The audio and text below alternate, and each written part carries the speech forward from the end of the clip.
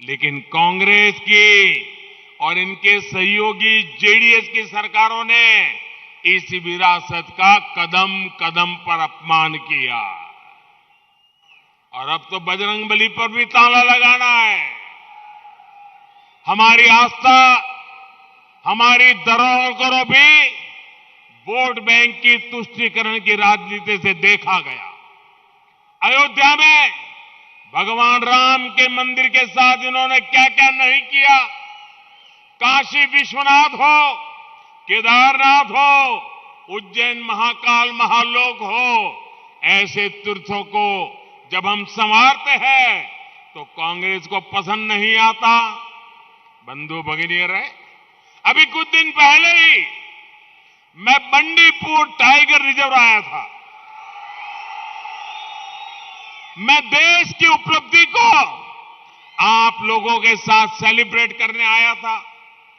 कर्नाटका के सामर्थ्य को दुनिया को दिखाने के लिए आया था, लेकिन कांग्रेस वालों ने इसको लेकर भी मजाक उड़ाया। कांग्रेस के लोग पूरे लिंगायत समाज को अपशब्द कहते हैं, ओबीसी समाज को अपशब्द कहते हैं। इनको हर बात में वोट बैंक की राजनीति ही दिखती है।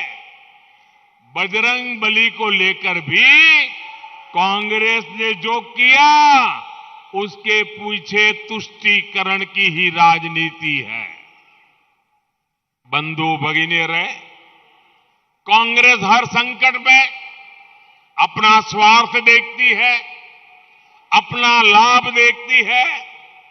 आज मुझे कर्नाटका के अपने हक्की पिक्की समुदाय के भाई बहनों से मिलने का अवसर मिला।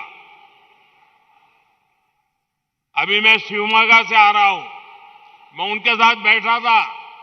हमारे ये भाई बहन सूडान में संकट में फंसे हुए थे।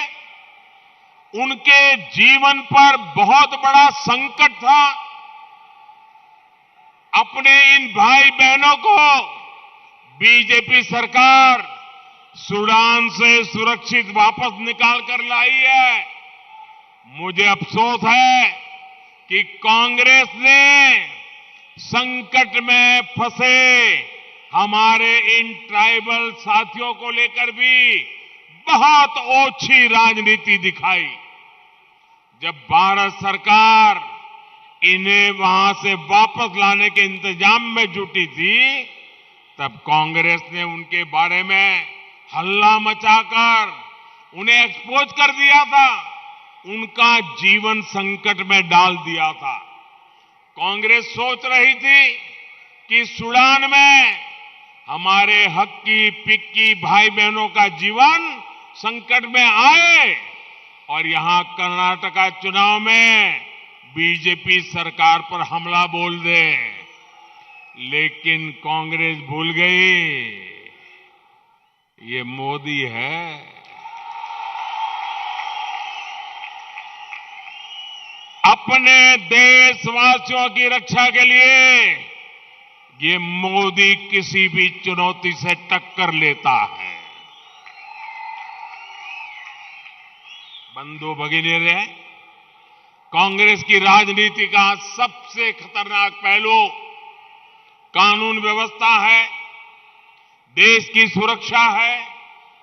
जब कांग्रेस आती है तो आतंकवादियों, अपराधियों के हौसले बुलंद हो जाते हैं। कांग्रेस राज में आतंकी और अपराधी आश्वस्त होते हैं कि कांग्रेस का हाथ उन पर है। हमने बार बार देखा है कि तुष्टीकरण के लिए कांग्रेस आतंकियों के समर्थन में भी सरेआम उतर आती है। यही हमने केरला में भी देखा है, यही हमने यहां कर्नाटका में भी देखा है। आप देखिए, केरला में इनके सहयोगी कौन लोग हैं? आप यहां कर्नाटका में देखिए, कौन इनको समर्थन दे रहा है? और इसलिए मेरे भाइयों बहनों, 10 मई को जब वोट डालें तो आपको एक बात जरूर याद रखनी है। दुनिया के अनेक देशों में हम देख रहे हैं जहां आतंक, अराजकता और अपराध को छूट मिलती है, वहां बर्बादी ही बर्बादी होती है। जीवन की सुरक्षा, माताओं बहनों का, बेटियों का सशक्तिकरण, ये सबसे जरूरी है। इन्वेस्टमेंट भी वहीं आता है जहां लॉ एंड ऑर्डर बेहतर होता है। ये काम सिर्फ बीजेपी कर सकती है।